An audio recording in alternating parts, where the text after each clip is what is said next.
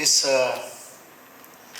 संस्थान के आदरणीय निदेशक मुकुल सुतवणे जी, अटल बिहारी वाजपेयी IIITM के निदेशक, ग्वालियर के निदेशक भी यहाँ पर बैठे, SN सिंह साहब, भारत माता के प्यारे सपूतों, बहनों और भाइयों, ये तो सुतवणे सर का प्रेम है जिसके कारण मेरा इतना लंबा चौड़ा परिचय उन्होंने दिया। मेरा एक शब्द में परिचय है कि मैं कार्य करता हूँ।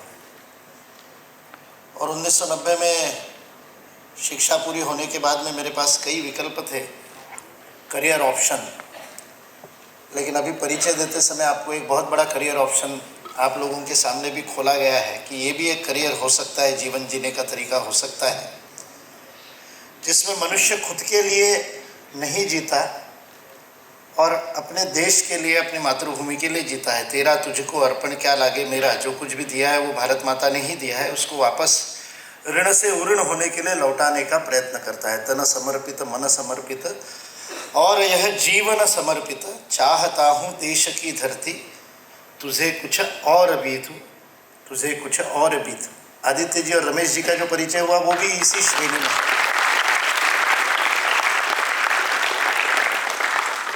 और 16 घंटे की हवाई यात्रा करने के बाद जोहानिसबर्ग से सीधे HAL के हवाई पट्टी पर उतर करके अपने वैज्ञानिकों के दर्शन करने के लिए जाने वाले आदरणीय प्रधान सेवक भी इसी परंपरा के प्रचारक हैं।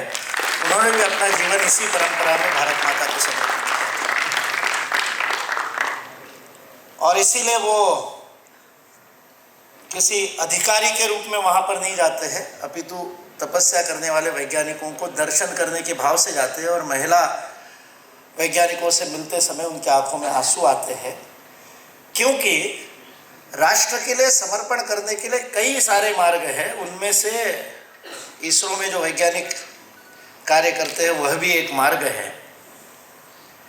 मैं कुछ दिनों पूर्व IIT मद्रास में बैठा था, वहाँ के शिक्षकों के साथ रिसर्च और ख़ास करके भारतीय ज्ञान परंपरा के रिसर्च के ऊपर चर्चा कर रहा था। अभी राष्ट्रीय शिक्षा नीति आने के बाद भारतीय ज्ञान परंपरा के प्रति बहुत ज़्यादा लोगों के मन में उत्साह जगा है।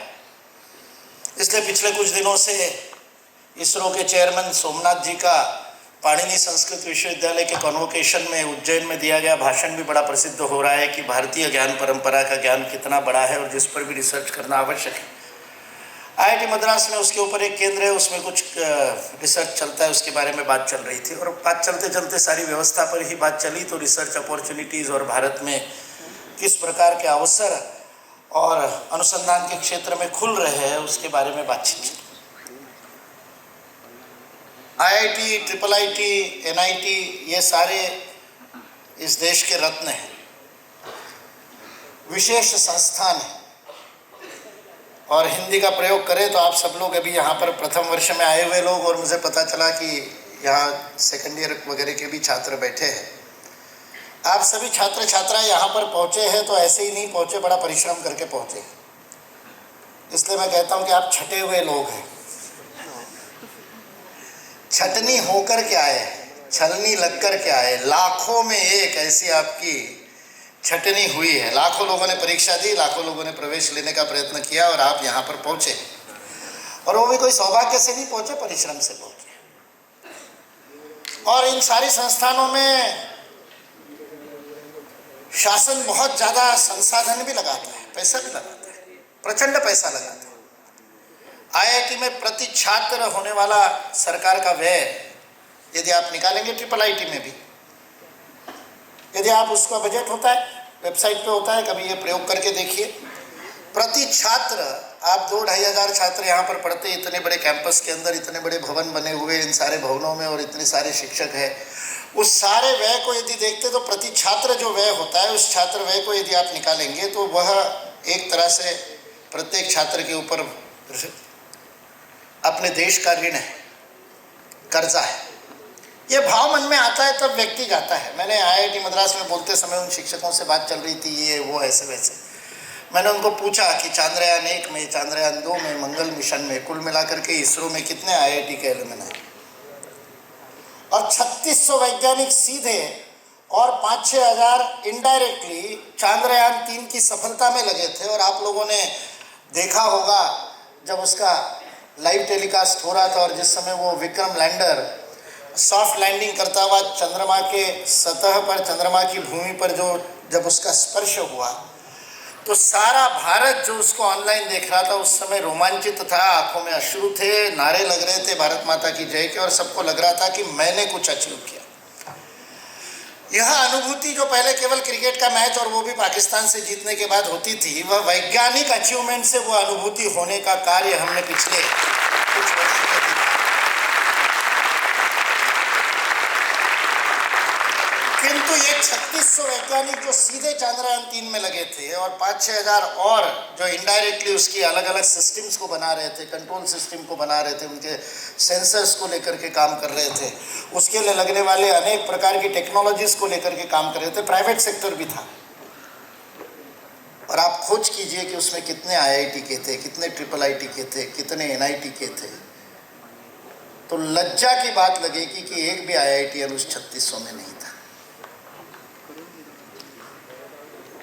क्योंकि IIT का छात्र DRDO में नहीं जाता, इसरो में नहीं जाता है। ये इस देश की शोचनीय बात है, चिंतनीय बात है कि जीवन का लक्ष्य क्या है, जो टॉप करके आ रहा है, जो छट करके आ रहा है। One who is the most brilliant mind of the country, the greatest of the talents, the best of the talent. What are they giving back to the country? वो देश को दे क्या रहा है? और यदि ये भाव उस छात्र के मन में नहीं खड़ा हो रहा है, तो यहाँ बैठे हुए आचार्यों को भी आत्ममंथन करना चाहिए और पूरी की पूरी शिक्षा व्यवस्था को आत्ममंथन करना चाहिए कि गड़बड़ कहाँ हो। व्हाट्सएप पे चंद्रयान के बाद बहुत सारे मैसेजेस आए। एक बड़ा सुंदर मैसेज मुझे लगा, रक्षाबंधन वगैरह को लेकर के भी मैसेज आए। वो तो हमारे संबंधों की संस्कृति होने से संबंध तो हम सब जगह जोड़ देते हैं कि धरती ने राखी भेजी विक्रम के साथ में वगैरह बहुत आए, लेकिन सबसे सुंदर मुझे और सबसे मार्मिक और संदेश वो लगा कि जिसमें लिखा था कि विश्व की अब अग्रणी 2 स्पेस एजेंसीज, अंतरिक्ष में शोध करने वाली सबसे अग्रणी 2 संस्थाएं आज विश्व में हैं। नासा नंबर 1 है और भारत की इसरो लगभग नंबर 2 हो गई।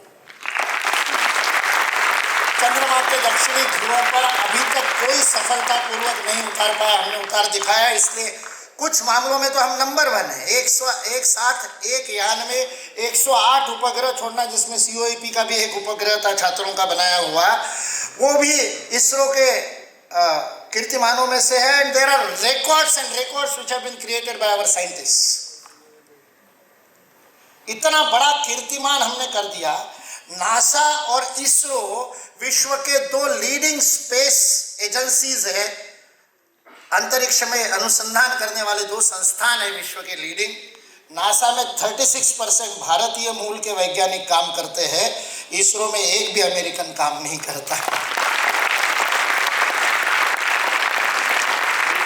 तालियां तो आप बजा रहे हो, लेकिन केवल ताली बजाने की बात नहीं है, सोचने की भी बात है कि जिस व्यक्ति पर शासन ने 2-2, 4-4, 5-5 करोड़ रुपया खर्च किया, वो उस संस्थान से टॉप होने के बाद देश की सेवा करने के स्थान पर विदेश में जाना चाहता है। इस बात को कहते हुए कि अपॉर्चुनिटीज वहां पर अधिक है, अवसर वहां पर अधिक है। हो सकता है आज से 20 साल पहले, आज से 30 साल पहले यह सत्य होगा, किंतु आज यह निश्चित रूप से सत्य नहीं है। आज अवसर भारत में भी अधिक है। अनेक मामलों में हम दुनिया में नंबर 1 है। और आपका तो IT संस्थान है, आप तो इंफॉर्मेशन टेक्नोलॉजी पे काम करते हैं, इसमें तो निर्विवाद रूप से भारत अग्रणी है, नंबर 1 है।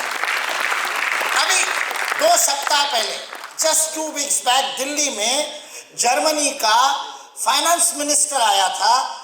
वो जर्मनी के एम्बेसडर के साथ और भारत के MEA के जॉइंट सेक्रेटरी IFS ऑफिसर के साथ में दिल्ली के मार्केट में गया और मार्केट में जाकर के उसने सब्जी खरीदी।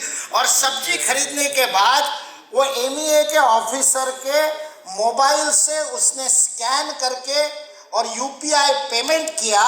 उस समय उस जर्मनी के फाइनेंस मिनिस्टर के चेहरे पर जो भाव थे वो देखने लायक थे, क्योंकि ये टेक्नोलॉजी जर्मनी के पास नहीं, अमेरिका के पास नहीं, फ्रांस के पास नहीं, यूरोप में किसी के पास में नहीं, केवल भारत के पास ये टेक्नोलॉजी है, भीम और UPI की।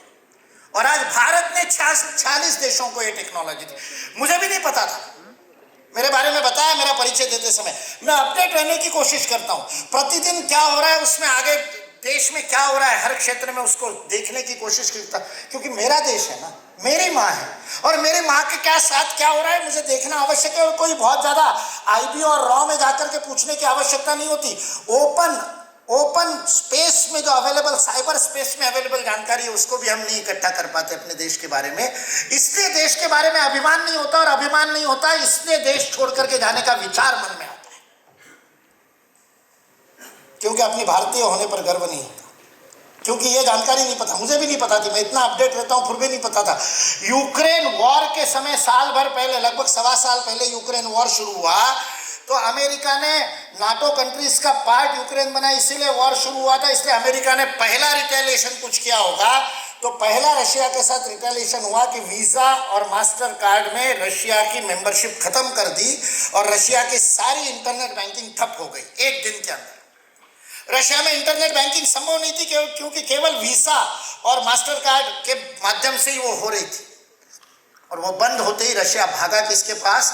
उसके पुराने दोस्त भारत के पास आया, और भारत ने रशिया को रुपए दिया और यूपीआई दिया, और यूपीआई और रुपए के भरोसे रशिया का व्यापार शुरू हुआ। और जब वो यूपीआई दिया तब रशियन पुतिन का जो स्टेटमेंट आया था धन्यवाद देते हुए कि यूक्रेन वॉर के लिए धन्यवाद, अमेरिका को बहुत बहुत धन्यवाद कि उन्होंने हमारे ऊपर सैंक्शन डाले, उसके कारण हमको लेटेस्ट टेक्नोलॉजी मिली। तब मुझे पता चला कि यूपीआई अमेरिका के पास है।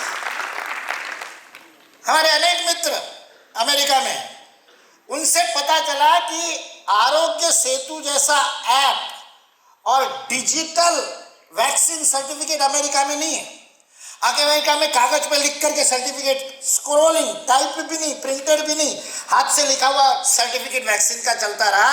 भारत ने पूरा का पूरा वैक्सीनेशन, इतने लोगों का वैक्सीन, 200 करोड़ वैक्सीन दिए गए, तीनों बूस्टर डोज मिला करके, और वो सारे वैक्सीन डिजिटली मॉनिटर हुए। ये भारत ने करके दिखाया। आईटी संस्था में पढ़ने वाले छात्रों को ये जानकारी होनी चाहिए और अभिमान होना चाहिए कि आप भारत में कितना कंट्रीब्यूट कर सकते हो, what opportunities you have got. और उसके बाद भी यदि आप विदेश में जाने का स्वप्न देखते हो तो एक केवल और केवल स्वार्थ के कारण देखते हो, और केवल देशद्रोह के कारण देखते हो। Facts have changed miraculously in last 20 years. In last 2 decades the facts have changed. विश्व में आज भारत किसी भी मामले में पीछे नहीं रहा है, ये भारतीय प्रतिभा ने करके दिखाया। और मजेदार बात, चौथे या 5वें क्रमांक की प्रतिभा ने करके दिखाया, not the top most. Top most तो अपने स्वार्थ में है। इसलिए सारे विश्व में फॉर्च्यून 500 कंपनियों में से 56 कंपनियों के अंदर भारत के सीईओ है। तालियां बजा देना, लेकिन ये गर्व का विषय नहीं है, ये लज्जा का विषय है, क्योंकि कंपनी के ओनर कोई और है।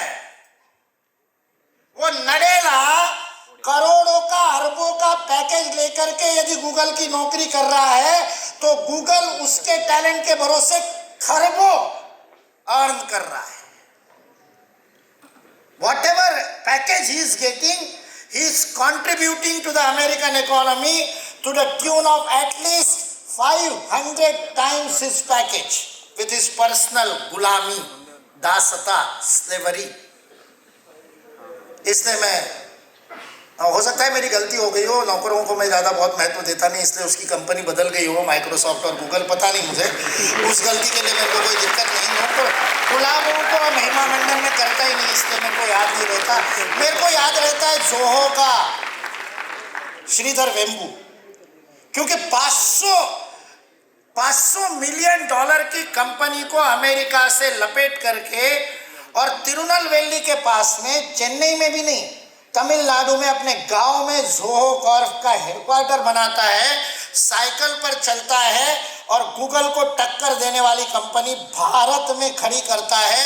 वो श्रीधर वेम्बू मेरे लिए महिमा मंडन का कारण है, क्योंकि स्वतंत्र है, मालिक है, किसी का गुलाम नहीं, किसी का नौकर नहीं।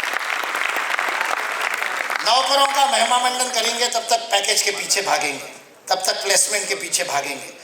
जिस दिन महिमा मंडन हम एंटरप्रेन्योर्स का करने लगेंगे, जिस दिन हम उद्यमियों का करने लगेंगे, जिस दिन स्वरोजगार करने वाले छोटे से, इसलिए नरेंद्र मोदी जी का बहुत बड़ा धन्यवाद। उन्होंने कितने दिन चाय बेची थी मुझे पता नहीं अपने जीवन में, लेकिन उनको गालियां देने वालों ने उनको चाय वाला कह करके चाय वाले का महिमा मंडन कर दिया कि चाय वाला प्रधानमंत्री बन सकता है।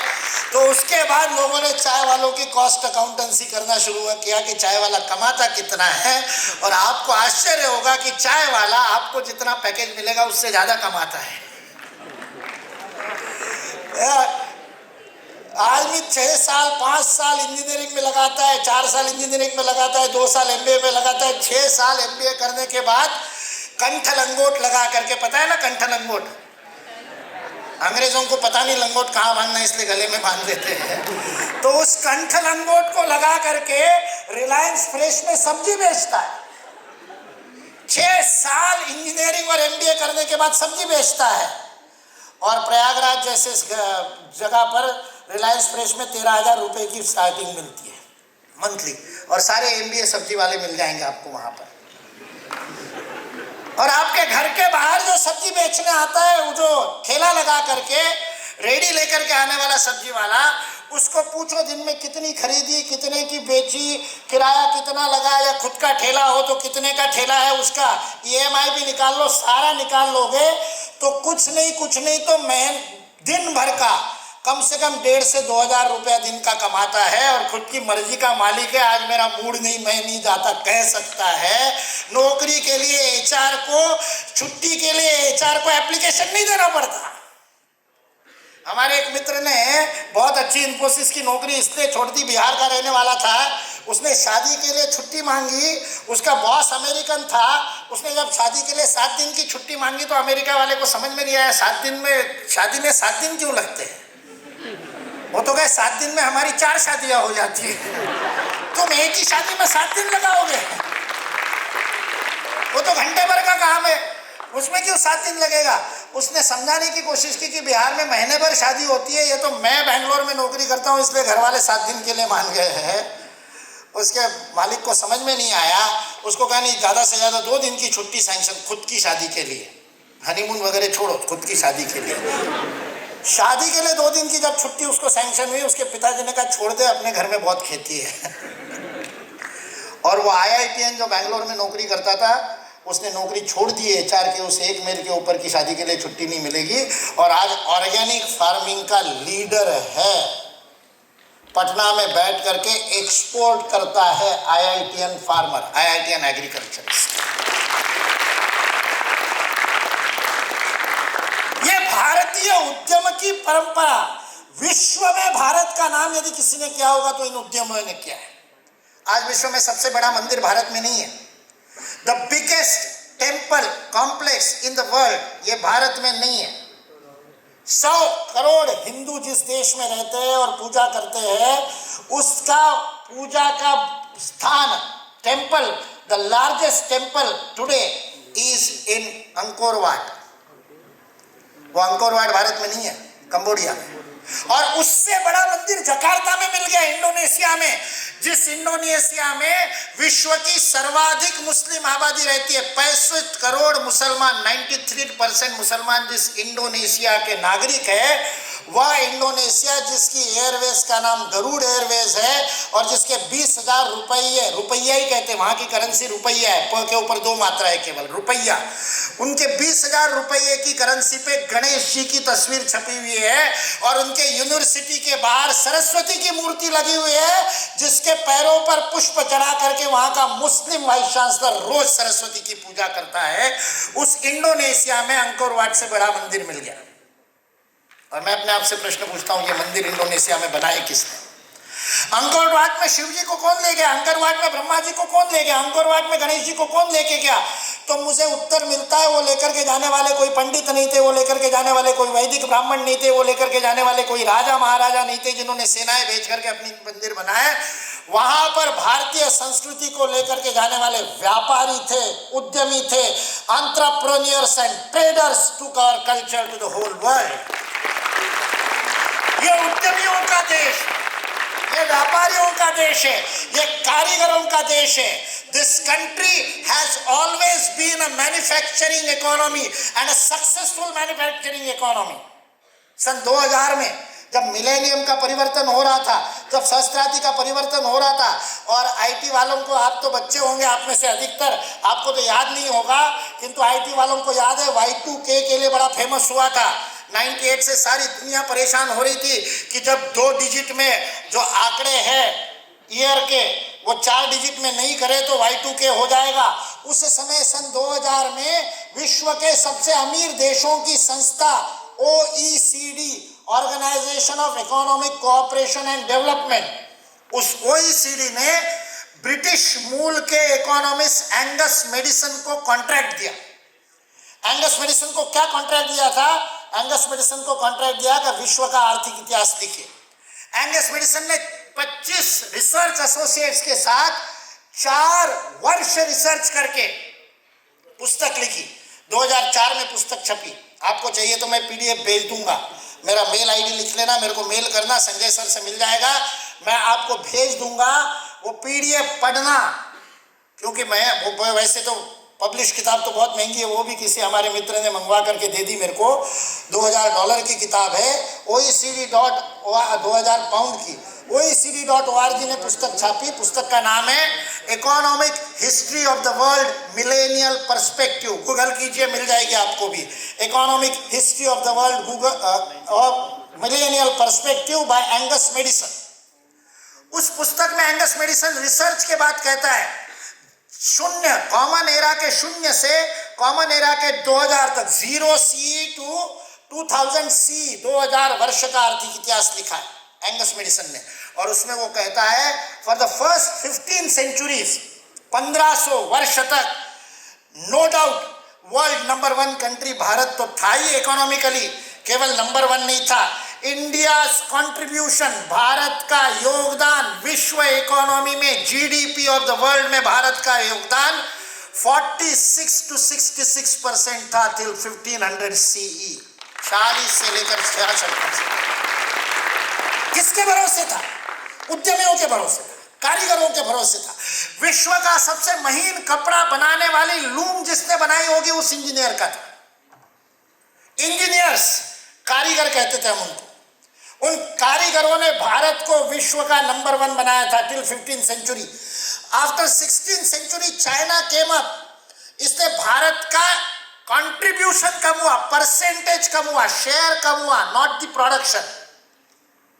जिस समय अंग्रेजों ने इस देश में अपनी शिक्षा व्यवस्था लगाई, मैकॉले की 1835, उस समय भारत का विश्व में कंट्रीब्यूशन 23% था, 23% GDP का। और जिस समय अंग्रेज छोड़ करके गए, पूरे भारत को निरक्षर करके गए, उस समय, क्योंकि 1823 में अंग्रेजों ने सर्वेक्षण किया। पुस्तक का नाम लिख लीजिए, ब्यूटीफुल ट्री बाय धर्मपाल। पुस्तक का नाम है ब्यूटीफुल ट्री बाय धर्मपाल।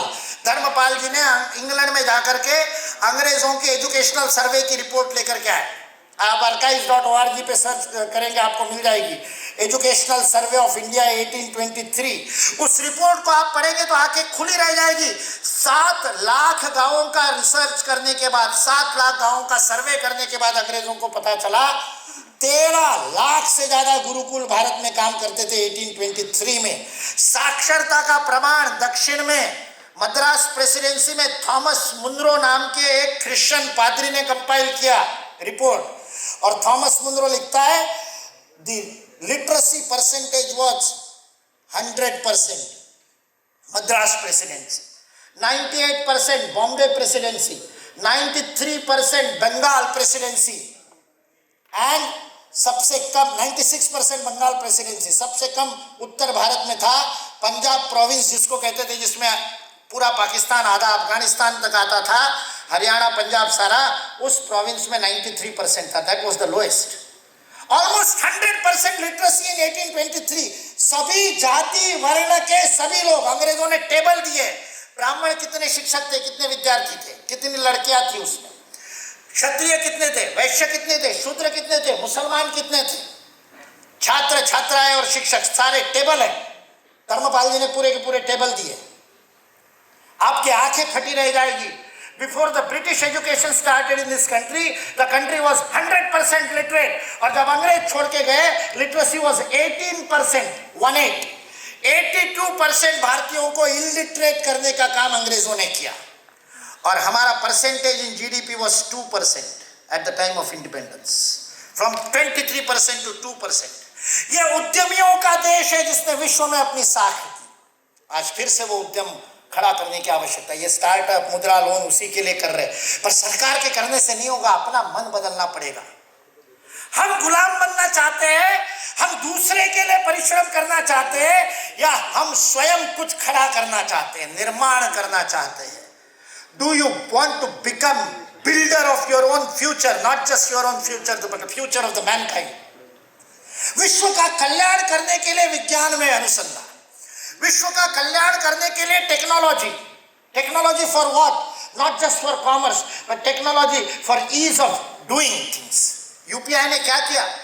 जो ऑब्जेक्शन थे संसद में खड़े होकर के पूर्व और फाइनेंस मिनिस्टर, अर्थ मंत्री खड़े होकर के कहते, वित्त मंत्री चिदंबरम खड़े होकर के कहते, क्या पीओएस मशीन सब्जी वाली के पास होगी? क्या चेक दिया जाएगा सब्जी वाली को? How are you going to do digitalisation? Jan Dhan Yojana के बारे में. और प्रधानमंत्री जी ने एनआईसी को काम दिया, नेशनल इंफॉर्मेटिक्स सेंटर्स. आपके आईटी के स्टूडेंट जाते हैं वहां पर, उनसे बने हुए एनआईसी को काम दिया. जितने ऑब्जेक्शन लिए गए सबका सॉल्यूशन चाहिए, और सबका सॉल्यूशन भीम ने दिया, सबका सॉल्यूशन यूपीआई ने दिया. जब हम चुनौती के रूप में लेते तो हम करके दिखाते हैं. यह हमारी ताकत है. इसलिए आज अवसर है, युग परिवर्तन के समय आप शिक्षा ले रहे हो. गर्व का विषय. मैं 8वीं कक्षा में था जब मैंने स्वामी विवेकानंद का लाहौर में दिया गया भाषण पढ़ा. 1897 में स्वामी विवेकानंद ने लाहौर में भाषण दिया, 1897 में. मैं जानबूझ के अंग्रेजी में बोलता हूं, आजकल आंकड़े समझ में नहीं आते हिंदी में, इसलिए. 26 जनवरी 1897 का भाषण है स्वामी विवेकानंद का, लाहौर में दिया गया. उस भाषण में स्वामी विवेकानंद ने कहा है, शुरुआत उन्होंने यहां से की भाषण की, अनेक जन्मों की पुण्याई के बाद मनुष्य का जन्म मिलता है, ऐसा शास्त्रों ने लिखा है. 84 लाख योनियों में घूमने के बाद भागवत कहता है जब पुण्य संचय होता है, अति दुर्लभ मानव तन पावा, अत्यंत दुर्लभ मनुष्य का शरीर मिलता है. क्योंकि मनुष्य के पास ही केवल कर्म का स्वातंत्र है. पशुओं के पास कर्म का स्वातंत्र नहीं, इसलिए उनको पशु कहते. पशु शब्द ही पाश से आया. हमारी संस्कृति कितनी साइंटिफिक है, हमारे धर्मशास्त्र कितने साइंटिफिक है. पशु क्यों कहा? क्योंकि पाश से बंधा है. It does not have the free will to act. मैं उसके लिए बड़ा सरल उदाहरण देता हूं. कुत्ते को पत्थर मारो, कुत्ता क्या करेगा? कुत्ते के पास 3 ऑप्शन है, या तो भौंकेगा, काटेगा या भागेगा. No 4th option. एमसीक्यू नहीं बन सकता sir. No 4th option. MCQ के लिए ABCD 4 चाहिए ना. कौन बनेगा करोड़पति में नहीं पूछ सकते, क्योंकि 3 ही ऑप्शन है. किसी ने मेरे को कहा नन ऑफ द अबव, मैंने कहा नहीं, वो भी ऑप्शन नहीं उसको. The dog has to react. It has to react. It cannot choose not to react. इसलिए नन ऑफ द अबव भी नहीं हो सकता, ऑल ऑफ द अबव भी नहीं हो सकता, क्योंकि कोई 2 ही काम कर सकता है, भौंकेगा और भागेगा, भौंकेगा और काटेगा. तीनों एक साथ नहीं कर सकता है. भागेगा तो काटेगा नहीं, काटेगा तो भागेगा नहीं. इसलिए तीनों काम नहीं कर सकता. ऑल ऑफ द अबव भी नहीं हो सकता, क्योंकि बंधा हुआ है, पशु है, पाश में बंधा है. वो बया इतना सुंदर घोंसला बनाती है. बया के घोंसले घर घर में लगते हैं, लट्टू लगाते हैं. नीचे से एंट्री होती है, बीच में बल्ब होता है, अंडे देने के लिए अलग जगह होती है. Most beautiful nest in the world. बया का घोंसला आपने देखा होगा, नहीं देखा होगा तो गूगल करो. आजकल के बच्चे क्या देखते हैं बेचारे, गूगल पे ही देखते हैं. तो लेकिन इतना सुंदर घोंसला बनाती है, लेकिन उसको डिजाइन इंजीनियरिंग नहीं आती. उसको डिजाइन का दिमाग नहीं है. प्रोग्राम्ड है. अफ्रीका की बया हो, चाहे ऑस्ट्रेलिया की हो, चाहे अमेरिका की हो, चाहे उड़ीसा की हो, चाहे महाराष्ट्र की हो, चाहे प्रयागराज की हो, बया का डिजाइन वही रहेगा, क्योंकि ना तो कर्म का स्वातंत्र है, ना कल्पना का स्वातंत्र है. पशु है, पाश में बंधा हुआ. मनुष्य को स्वातंत्र है, और उसी का दुरुपयोग करके पर्यावरण का नाश किया उसने, वो अलग बात है. लेकिन स्वातंत्र है मनुष्य को. आप बताओ, आपको कोई पत्थर मारे तो क्या करोगे? नहीं बता सकते. You cannot tell about your own self, guarantee से नहीं बता सकते यही करूंगा, क्योंकि आप 4 उप प्रश्न पूछोगे। पहले पूछोगे मारने वाला / वाली, फर्क पड़ता है? कितना भी gender fluidity, gender neutrality, LGBTQ की बात कर लो, वाला और वाली में अभी भी फर्क पड़ता है। मारने वाला या वाली कौन है उससे फर्क पड़ेगा ना। फिर मारने वाले का मूड क्या था, किसने मारा, व्हाट वाज द पर्पस, और जब मारा, जब मेरे को पत्थर लगा, मेरा मूड क्या था, और तीनों मैंने बता दिए, तब भी आप गारंटी से नहीं बता सकते कि आपकी रिएक्शन क्या होगी, because you are human, you are free, you have got a free will, the options are infinite. अनंत संभावनाओं का नाम मनुष्य है। मनुष्य का अर्थ है उसके पास अनंत संभावना। When you say I cannot, when you say I cannot do it, you cease to be human. आप जब कहते हो मैं कर नहीं सकता, तब आप मनुष्य नहीं रह जाते, आप पशु हो जाते हैं। आप अपने आप को बांध लेते हो, आप अपने आप को लिमिट कर देते हो। मनुष्य के लिए even sky is not the limit. Aditya L one हो रहा है तैयार, even sky is not the limit, beyond the skies we can go. हमने कहा पक्षी उड़ सकते हैं, मनुष्य उड़ नहीं सकता, हमने कहा हम उड़ेंगे। हमारे पाराशर के वैमानिकी शास्त्र में लिखा, और वैमानिकी शास्त्र पर आप विश्वास नहीं करते, कोई बात नहीं, शंकर बापू तळपदे का नाम लिखिए, उसने राइड बंधुओं के 9 साल पहले दादर चौपाटी पे हवाई जहाज उड़ा करके दिखाया। चलो उसको भी नहीं मानते, राइड बंधुओं को तो मानते हो, तो राइड बंधुओं ने उड़ करके दिखाया। मनुष्य का स्वातंत्र है, पक्षी उड़ सकता है, मैं उड़ के दिखाऊंगा। वो तैरती है मछली, मैं तैर के दिखाऊंगा, मैं पनडुब्बी बनाऊंगा, सागर की गहराई में जाऊंगा, बिना पनडुब्बी के भी गोते लगा करके मोती लेकर के आऊंगा। कुछ भी असंभव नहीं मनुष्य के लिए, यह कहने वाला मनुष्य है। इसलिए आपके सामने चुनौती छोड़ करके जा रहा हूं। क्या करोगे, क्या है जीवन का लक्ष्य?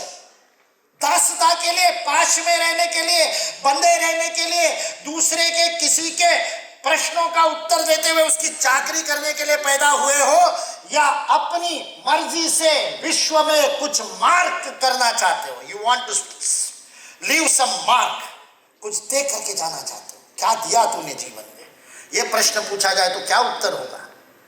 लेने वाले तो बहुत है। असमिया में, यहाँ असम के भी कोई हो गए, पूरे देश भर के आते हैं लोग यहाँ पर ट्रिपल आईटी में। असमिया में पिताजी को देवता कहते हैं, पिता के लिए शब्द है देवता, बड़ी बहन को भाईदेव कहते हैं। मैंने हमारे असमिया मित्रों को पूछा देवता क्यों कहते हैं, तो इतना सुंदर एक्सप्लेनेशन दिया। उन्होंने कहा देवता इसलिए कहते हैं क्योंकि वही तो सब कुछ देते हैं। He provides for the family, one who provides for the family, hence he is देवता। जो देता है वो देवता, ऐसा असमिया भाषा में कहते हैं। और यही संस्कृत का भी अर्थ है, दीयते, उसी से देवता शब्द आता है। जो देता है वो देवता, वन हू गिव्स इज देवता। और सुदूर पश्चिम में, उधर पूरब का शब्द देवता, और सुदूर पश्चिम राजस्थान में मैं 9 साल रहा, मारवाड़ी बहुत बढ़िया बोल लेता हूँ, खाटी मारवाड़ी बोलता हूँ। उस मारवाड़ी में भिखारी के लिए शब्द है मंगता। मंगते बनोगे कि देवता बनोगे? जो मांगता है वो मंगता, जो देता है वो देवता। प्लेसमेंट के पीछे अल्लाह के नाम पे दे दे बाबा, भगवान के नाम पे दे दे बाबा, 40 लाख का पैकेज दे दे, 1 करोड़ का दे दे। मंगते बनना चाहते हो, या मैंने दिया, ये नया दिया, ये पेटेंट मेरा, ये प्रोसेस मैंने नहीं बनाई, ये ऑटोमेशन मैंने नया बनाया, ये IoT में मैंने कुछ करके देखा। सारा विश्व डरता है भारत से। अभी सारे विश्व में चल रहा है AI के ऊपर, चर्चा शुरू कर दी, AI एंड एथिक्स। नहीं, AI के डेवलपमेंट के ऊपर नहीं है चर्चा। Now the western world is discussing on the ethics behind AI। Chat GPT और AI का उपयोग कितना करना चाहिए, ह्यूमैनिटी के लिए गड़बड़ तो नहीं है? क्यों कर रहे हैं? क्योंकि एक बेंचमार्क तक रिसर्च उन्होंने कर दिया।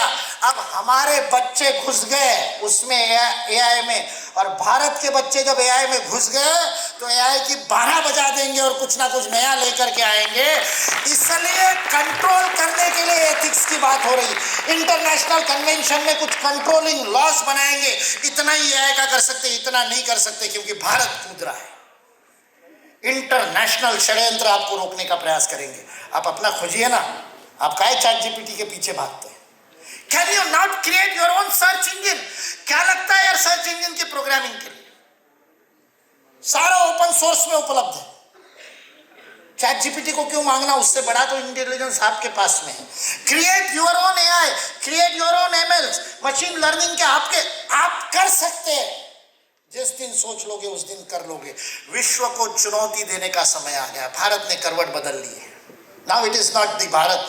75 साल पहले का भारत नहीं है ये। जब स्वतंत्र हुआ था, जब अंग्रेज लूट करके चले गए थे, $45 trillion, that is one of the estimates, which may be only 10%, लूट करके ले गए थे भारत को। लूटा पिटा निरक्षर करके गया हुआ ऐसा भारत छोड़ करके गए थे। 75 वर्ष में इस देश ने देश के कोने कोने पे शिक्षा पहुंचा दी। मैं माना बॉर्डर पे गया, वहां पर विद्यालय देखा मैंने। आजकल उसको सीमा का अंतिम गांव नहीं कहते, सरकार ने भी नाम बदल दिया, सीमा का पहला गांव शब्द प्रयोग किया। This is the first village. सारी भारत के सीमा के पहले गांव में विद्यालय में देख करके आया। अरुणाचल में, हिमाचल में, बर्मा की बॉर्डर पे सब जगह विद्यालय पहुंचा दिया। इस देश का प्राइमरी एजुकेशन का GR 100% हो गया। इस देश में पैदा होने वाला हर बालक आज विद्यालय में प्रवेश लेता है। ड्रॉप आउट समस्या है, पूरा नहीं करता, 10th तक नहीं जाता, मेजर ड्रॉप आउट है। 5वीं से पहले ड्रॉप आउट है, 8वीं से पहले ड्रॉप आउट है। प्रॉब्लम्स मुझे पता है, मैं 10 साल शिक्षा जगत में ही काम किया हूं, किंतु आज माता पिता को समझाना नहीं पड़ रहा कि बच्चों को विद्यालय भेजो। आज से 15 साल पहले समझाना पड़ता था, आज खुद होके जा रहे हैं। ये देश बदल चुका है। Now we are ready to challenge everybody, क्योंकि ये एकमात्र देश है जो प्रार्थना करता है सर्वे भवन्तु सुखिना। विश्व में कोई ये प्रार्थना नहीं करता। बाकी सारे विश्व के धर्म कहते हैं मेरे भगवान को जो मानता है उसी को स्वर्ग मिलेगा, मेरे भगवान को जो नहीं मानता उसको स्वर्ग नहीं मिलेगा। केवल और केवल भारतीय संस्कृति केवल और केवल हिंदुत्व कहता है। इसलिए हमारा संविधान सर्वसमावेशक है, इसलिए हमारा संविधान सेक्युलर है, क्योंकि हम सारे जगत का स्वागत करते हैं। ईश्वर तक पहुंचने के सभी मार्गों को हम सत्य मानते हैं। यह भारत की मान्यता है। हमने ये नहीं कहा सर्वे हिंदू भवन्तु सुखिना, नहीं कहा आप मेरे भगवान को मानेंगे तभी सुखी होंगे, नहीं, सर्वे भवन्तु सुखिना। अरे हमने ये भी नहीं कहा कि सर्वे भारतीय भवन्तु सुखिना, और हमने ये भी प्रार्थना की कि नहीं की कि सर्वे मानवा भवन्तु सुखिना। हमारी प्रार्थना है विश्व के प्राणी मात्र सुखी हो जाए। प्राणी मात्र ही नहीं, जिसमें प्राण नहीं है उसके अंदर के स्पंदन भी देखने वाला भारत है। इसलिए औषधय शांति, वनस्पतय शांति, आपः शांति, पृथ्वी शांति, ये प्रार्थना करने वाला भारत है। We have to convert that into science. Swami Vivekananda Detroit में रहे थे। आज डेट्रॉइट की हालत बहुत खराब है। आप Detroit ruins, RUINS ruins Google कीजिए, आपको डेट्रॉइट के खंडर मिलेंगे, GM मोटर्स के, फोर्ड के खंडर मिलेंगे। The American economy is in peril. आपको एक और वेबसाइट बताता हूं, USDebtClock.org, USDebtClock.org। उस पर जाकर के देखिए, आज विश्व में सर्वाधिक GDP वाला देश अमेरिका है। $27 ट्रिलियन की GDP है, 27 खरब डॉलर GDP है। अमेरिका का नेशनल डेट है $32 ट्रिलियन। $27 ट्रिलियन पे $32 ट्रिलियन का कर्जा लेकर के बैठा है। और केवल $32 का नहीं, $32 ट्रिलियन का नहीं, अनफंडेड लोन्स, नीचे उसी वेबसाइट पे नीचे जाएंगे, $102 ट्रिलियन। $27 ट्रिलियन की GDP पे $102 ट्रिलियन का कर्जा। मैं मजाक में कहता हूं ये तो माल्या से भी गया गुजरा है। माल्या के 9,000 करोड़ का कर्जा था। 9,000 करोड़ के कर्जे में वो भाग गया बेचारा, अभी भी लंदन कोर्ट में घिसघिसाता रहता है। ईडी ने 13,000 करोड़ की संपत्ति जब्त कर ली है। 9,000 करोड़ के कर्जे के बदले में 13,000 करोड़ की संपत्ति जब्त हो गई माल्या की। कम से कम संपत्ति से कम कर्जा था। ये तो अमेरिका ऐसा दिवालिया देश है, ऐसा भिखारी है, सारी दुनिया से कर्जा लेता है। उसको कर्जे देने वाले साहूकारों में भारत है। 108 देशों से कर्जा लिया है, उसमें हमसे भी लिया हुआ है, भारत से भी कर्जा लिया हुआ है। और आप साहूकार के देश से और कर्जा लेने वाले के देश में जाना चाहते हो? ये आपके स्वप्न है। इसको कहते हैं मंगतों के स्वप्न, भिखारियों के स्वप्न। और मैं फैक्ट्स बता रहा हूं, आप चेक कर सकते हो। मैं भावावेश में बात नहीं करता, I am talking about facts. पर अमेरिका 102 ट्रिलियन डॉलर के कर्जे के साथ नंबर 1 क्यों बना है? 3 कारणों से। Because of largest military in the world. Number 2, सारी दुनिया के बेस्ट ब्रेन को अट्रैक्ट करके दुनिया के सर्वाधिक पेटेंट्स टेक्नोलॉजी के अमेरिका के पास में। अमेरिका चल ही रहा, हमारे लोगों ने, चाइना ने, भारतीयों ने, जापानीज लोगों ने, कोरियन लोगों ने जो पेटेंट चाइना कंपनी को दिए, अमेरिकन कंपनियों को दिए। Now China is also competing in patents, इसलिए हमको भी पेटेंट्स पे काम करना चाहिए। अपने 4 साल इंजीनियरिंग के पूरे होने से पहले 5, 10, 25 पेटेंट बना लेने चाहिए, क्योंकि पेटेंट आने वाले विश्व की ताकत है। अमेरिका की बहुत बड़ी ताकत पेटेंट है। और तीसरी अमेरिका की ताकत है, डॉलर छापता है, बिना काम के डॉलर छापता है और सारी दुनिया डॉलर में और ट्रेड करने के लिए मजबूर करता है अपने मिलिट्री के भरोसे। अब भारत ने चुनौती दी, जब रशिया के साथ हमने पेट्रोल खरीदना शुरू किया रुपए में और उनके रूबल में, हमने ईरान के साथ कहा कि हमें रुपए में पैसा देंगे, आप हमको पेट्रोल दो। ईरान पे अमेरिकन सैंक्शन थे, ईरान ने हमको रुपए में पेट्रोल दिया।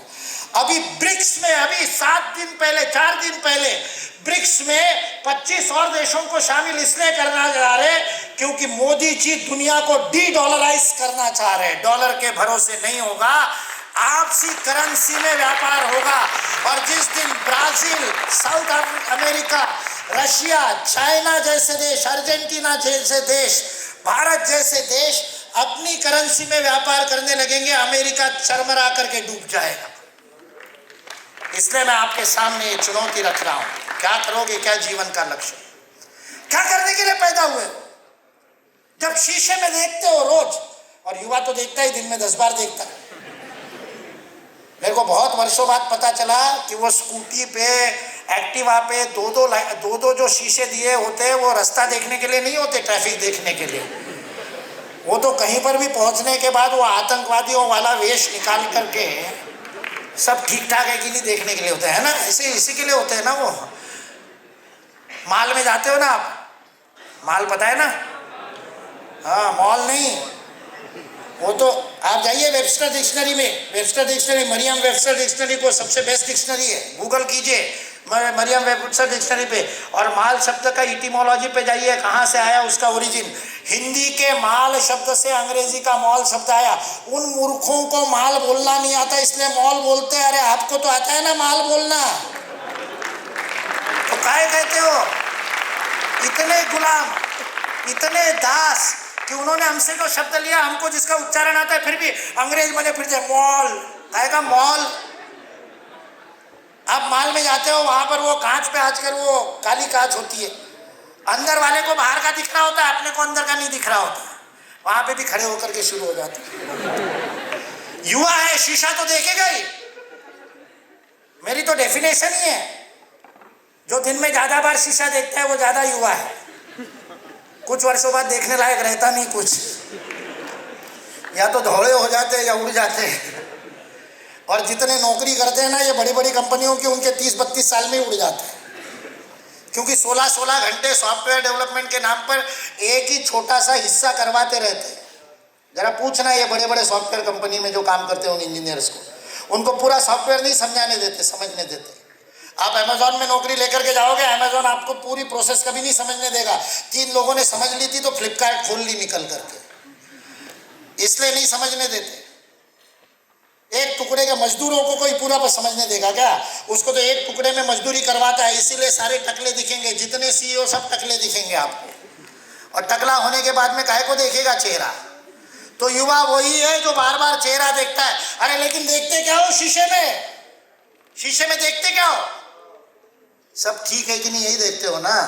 अरे तो बाहर वाला ठीक है मत देखो, अंदर वाला देखो, अंदर वाला ठीक है कि नहीं। उस शीशे में से देखने वाली आंखें आपको पूछ रही है, हु आर यू? कौन हो तुम? क्या है तुम्हारे जीवन का purpose? What is the purpose of your life? युवा होता है जो स्वप्न देखता है, और मैं उन सपनों की बात नहीं कर रहा हूं जो सुबह डिस्कस नहीं कर सकते।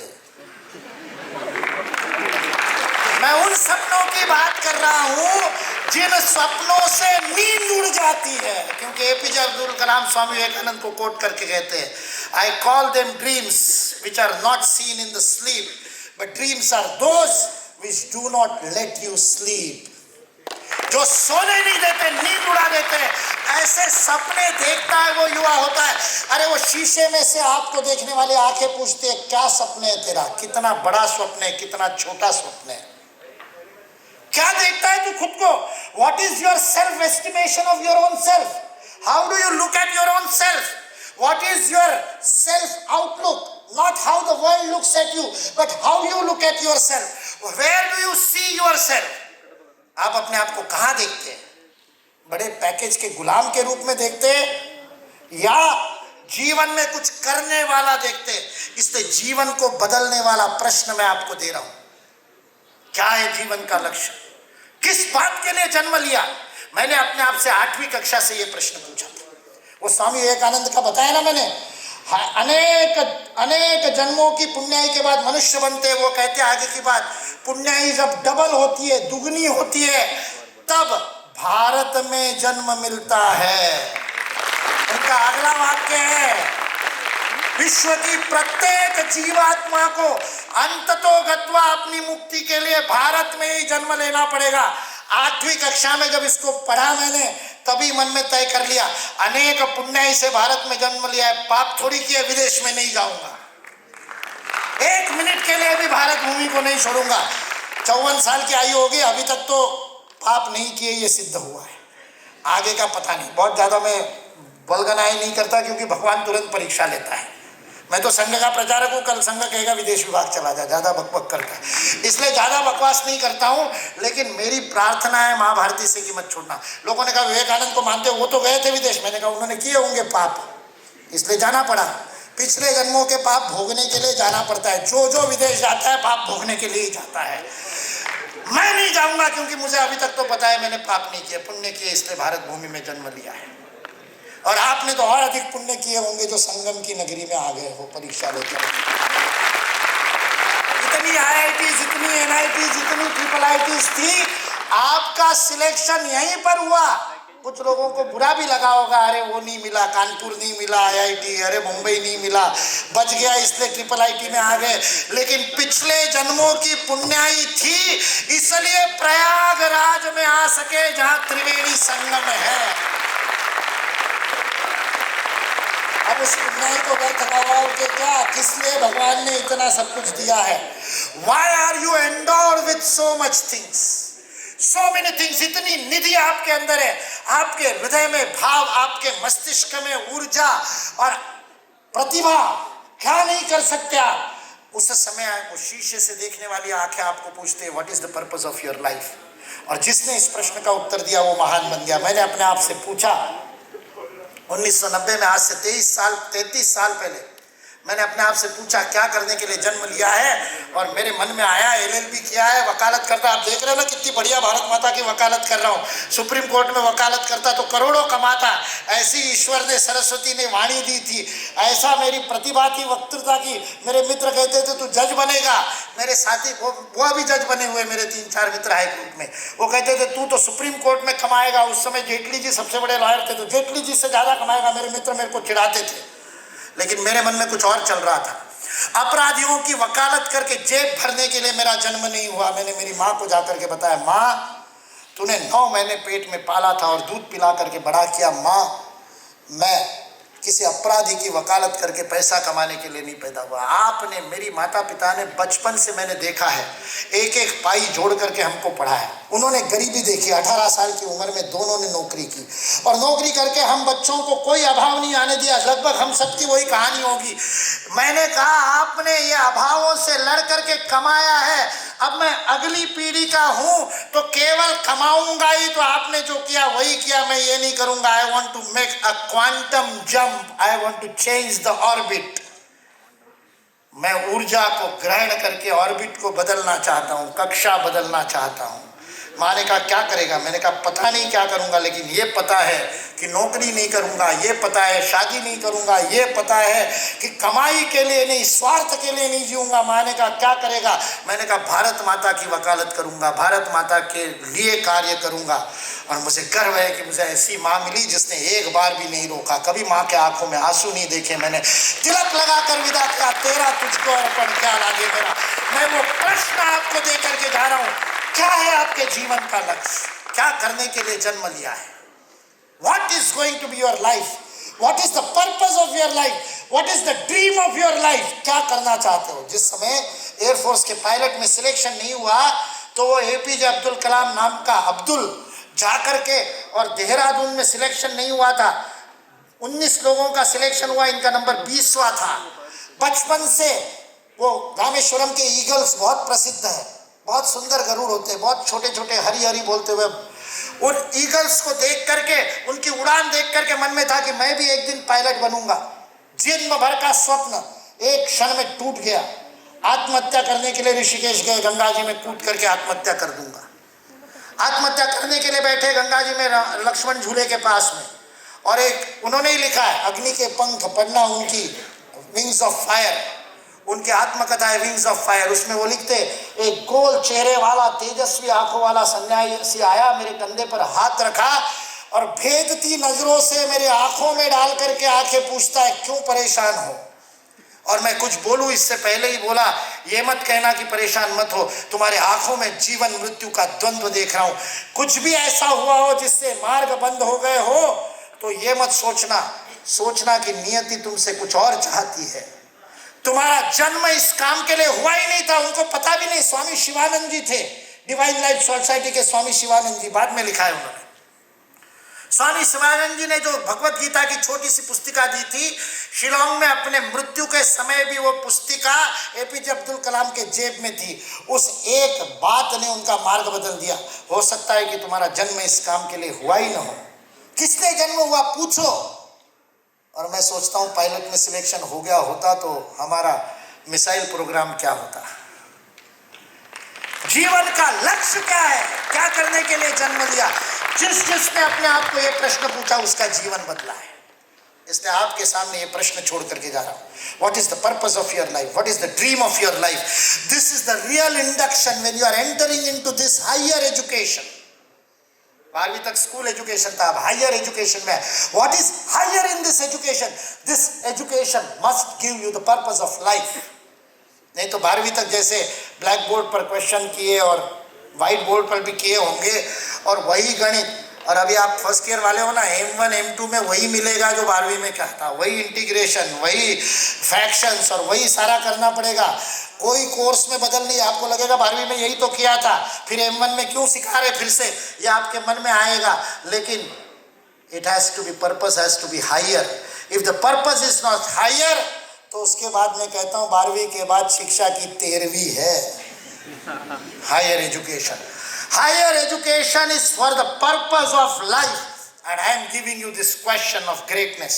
The question that makes you great, not the answer, not the reply to this question, but the question itself will make you great. The question is the secret of greatness. महानता का रहस्य इस प्रश्न में, उत्तर में नहीं। इसलिए वो प्रश्न मैं आपके सामने छोड़ के जा रहा हूँ।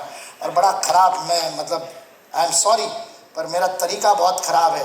अब आज के बाद जब भी शीशा देखोगे तो मुझे याद करो ना करो, ये प्रश्न तो याद करोगे, कौन है तू, किस लिए पैदा हुआ, what is the purpose of your life, what you really want to achieve in your life, what you really want to contribute, that is more important. What shall you give. आज से 15 साल बाद, 20 साल बाद पीछे मुड़ करके देखोगे तो खुद से पूछना कि क्या दिया मैंने दुनिया को, क्या दिया मैंने विश्व को, क्या दिया मैंने मानवता को, क्या दिया मैंने मेरे भारत को, क्या दिया मैंने मेरे माता पिता को, क्या दिया मैंने मेरे गुरुजनों को जिन्होंने अपना सर्वस्व दे करके मुझे बड़ा किया। अपने आप से ये प्रश्न पूछ सको, इसलिए प्रश्न छोड़ करके जा रहा हूँ। हु एम आई, कौन हूँ मैं, किस लिए पैदा हुआ, क्या मेरे जीवन का रहस्य है। भारतीय नॉलेज सिस्टम का मूल ये है। यही शंकराचार्य ने पूछा था, यही अद्वैत का जन्म हुआ था, यही भगवान बुद्ध ने पूछा था, यही सुभाष चंद्र बोस ने पूछा था, यही गांधी ने पूछा था प्रिटोरिया के रेलवे स्टेशन पे। इसी प्रश्न ने महापुरुषों को जन्म दिया। आज यहाँ भी महापुरुषों को मैं देख रहा हूँ, आपके आंखों की चमक मुझे बता रही है कि आप भी शीशों में से देखने वाली आंखों को उत्तर दोगे, प्रश्न पूछोगे, हु एम आई, किस लिए पैदा हुआ, क्या है मेरे जीवन का लक्ष्य।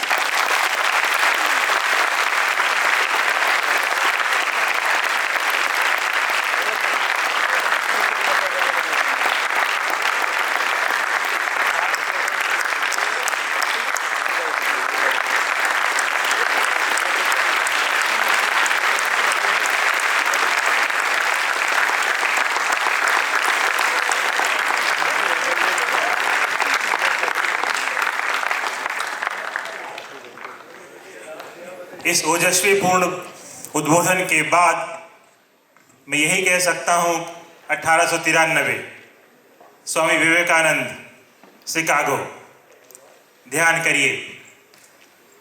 इसीलिए श्री मुकुल जी को आज के समय का आधुनिक विवेकानंद इस नाम से भी उद्बोधित किया जाता है।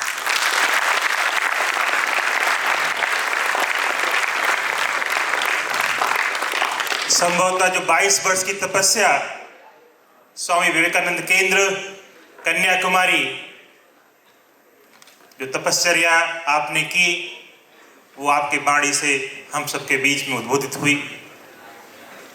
अब इस ओजस्वीपूर्ण भाषण के बाद संस्थान माननीय निदेशक जी के माध्यम से श्री मुकुल जी का को सम्मान करना चाहता है, तो मैं